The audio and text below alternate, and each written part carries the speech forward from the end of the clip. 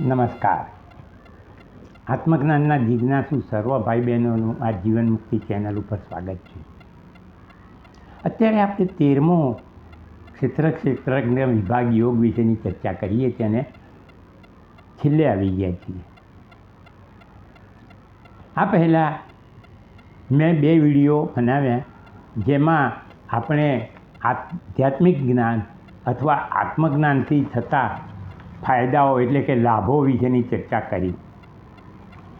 મેં તમને એ વખતે એમ પણ કહ્યું હતું કે જેમ આપણને આ ભૌતિક વિષયો કે જે વિનાશી વિકારી છે એવા પદાર્થોનું જ્ઞાન પણ જો લાભદાયી હોય તો જે અવિકારી છે, અવિનાશી છે, અનંત છે એવા આત્માનું જ્ઞાન આપણને કેટલું લાભદાયી હોઈ શકે. ભગવાન 14મા અધ્યાયમાં એમ કહેવાના છે કે આત્મજ્ઞાની માણસ મારા રૂપમાં ભળી જાય છે, મારી સાથે એકરૂપ થઈ જાય છે. સા ધર્મ્યા માગતા હા કહીને એમણે એમ કહ્યું. તો એ આત્માનું જ્ઞાન પ્રાપ્ત કરવું આપણા માટે અતિ આવશ્યક છે. હવે એક વસ્તુ છે કે આત્મા અનંત છે અને શરીર, મન, બુદ્ધિ, ઇન્દ્રિયો વગેરેનો સોર્સ છે. એટલે આત્મા તો અવર્ણનીય છે. અવર્ણનીયનો અર્થ આત્મા શબ્દોમાં વર્ણવી ના શકાય. કારણ કે એ મન, બુદ્ધિ, ઇન્દ્રિયોની પહોંચની બહાર છે. પહોંચની બહાર means it is beyond senses, mind and intellect. આમ પણ તમે સમજી શકો છો કે આપણી ઇન્દ્રિયો હોય, મન હોય કે બુદ્ધિ હોય એ સીમિત જ છે, એ કોઈ અનલિમિટેડ નથી. જ્યારે આત્મા અનંત અને અમાપ છે, અપાર છે. હવે સીમિત વસ્તુથી અનંત અમાપ વસ્તુ કેવી રીતે ગ્રાસ્પ કરી શકાય, એને કેવી રીતે પ્રાપ્ત કરી શકાય? તૈત્રીય ઉપનિષદમાં કહ્યું છે યતો વાચો નિવર્તન્તે અપ્રાપ્ય મનસાસહ. મતલબ કે મન વાણી સહિત એ આત્માને ત્યાંથી પ્રાપ્ત કર્યા વિના જ પાછી ફરે. તો આત્મા જો આ રીતે સંપૂર્ણ રીતે ઇન્દ્રિયો, મન, બુદ્ધિની પહોંચની બહાર હોય તો પછી આત્મજ્ઞાન થઈ જ ના શકે.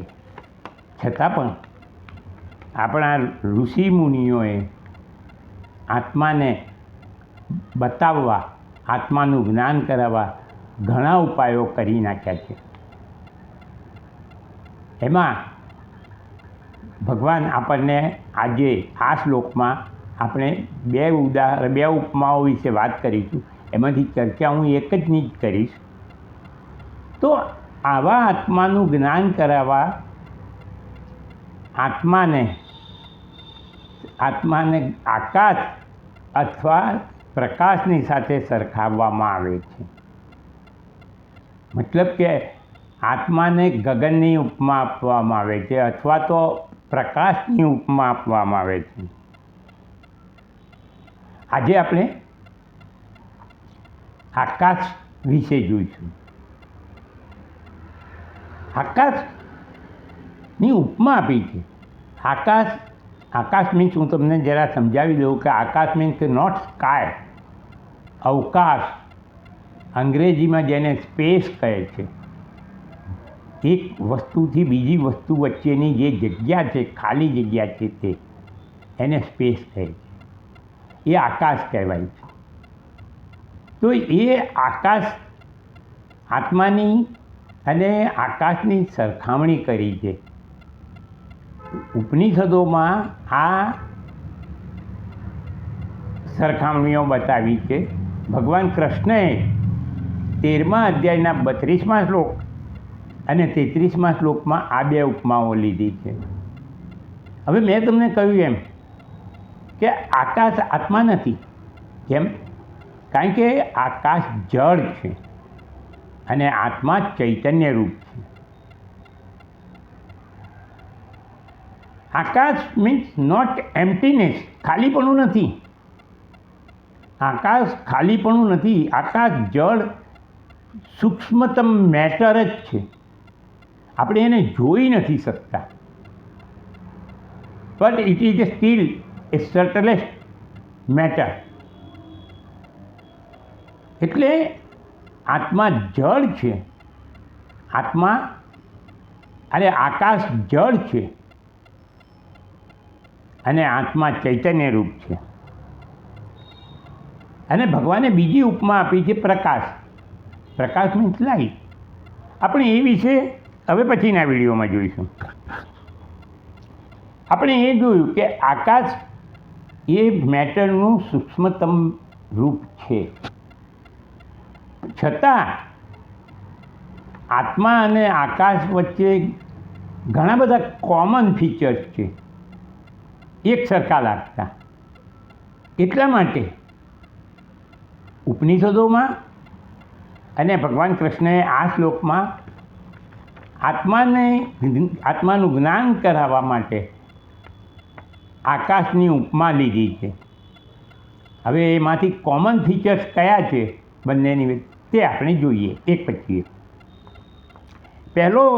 પહેલો કોમન ફીચર છે બંને એક જ છે, એકત્વમ. સ્પેસ ઇઝ ઓનલી વન, આત્મા પણ એક છે. સ્પેસની અંદર વસ્તુઓ ઘણી બધી છે પણ સ્પેસ એક જ છે.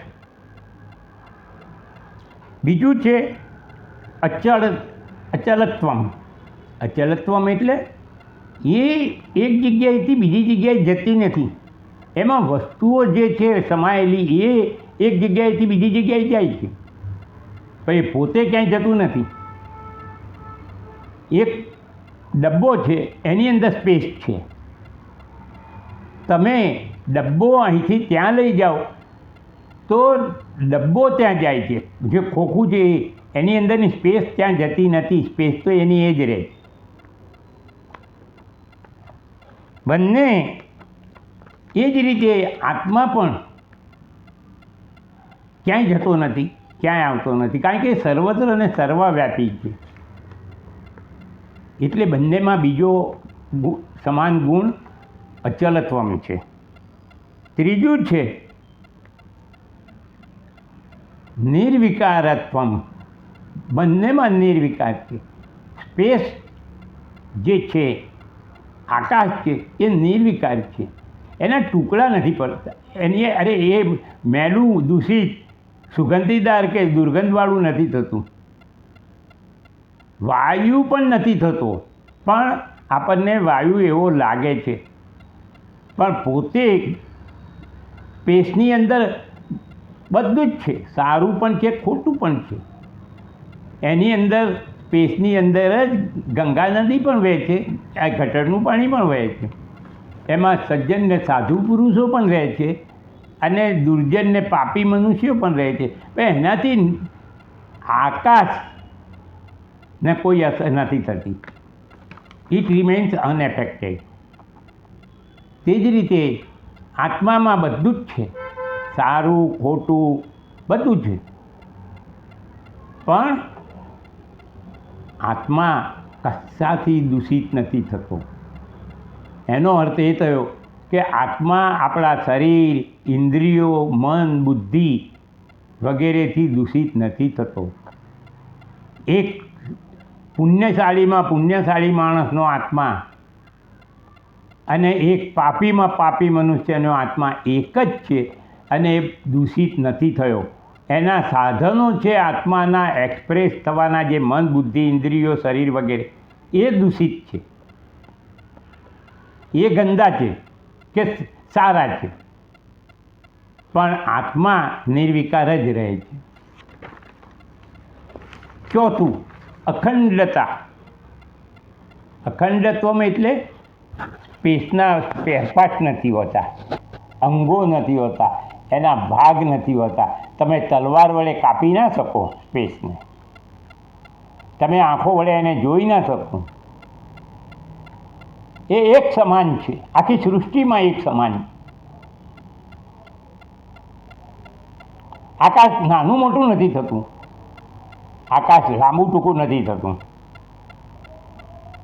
કક્ષાથી આકાશને કોઈ રીતે વર્ણવી ના શકાય. તે રીતે આત્મા પણ અખંડ છે, સર્વવ્યાપી છે. એના કોઈ ભાગ નથી, એના કોઈ અંગો નથી. એ પોતે એક સમાન હોમોજીનિયસ માસ ઓફ કોન્શિયસનેસ છે. આગળ છે અસંગતા. આકાશની અંદર બધું જ સમાયેલું છે, સર્વસ્વ આકાશમાં સ્પેસમાં જ વસેલું છે, એ તો તમે જાણો. પણ આકાશ એ બધાથી અસંગ રહે છે. એને કોઈ મતલબ નથી કે એની અંદર શું સમાયેલું છે. ડબ્બાને ચોંટીને આકાશ જતું નથી. એવી જ રીતે આત્મા પણ સર્વ વસ્તુઓ સર્વમાં વ્યાપેલો છે, પણ એ સર્વથી અસંગ છે. આ શરીર, મન, બુદ્ધિ, ઇન્દ્રિયો બધામાં એ વ્યાપેલો છે, પણ એ સર્વથી અસંગ છે. શરીર કાપી નાખો, તમે એને બાળી નાખો, ગમે તે કરો, પણ આત્મા ભગવાને બીજા અધ્યાયમાં આવી છે એની વ્યાખ્યા આપેલી જ છે કે એ કાપી નથી શકાતો, ભીંજાતો નથી, પલાળાતો નથી, શોષાતો નથી, કારણ કે એ પંચમહાભૂતથી અસંગ છે. ઇવન આત્મા તો આકાશથી પણ અસંગ છે. આ તો ફક્ત આપણે ઉપમા જ જોઈ રહ્યા છીએ. તો અસંગતા એ આત્મા અને આકાશનો એક સમાન ગુણ છે.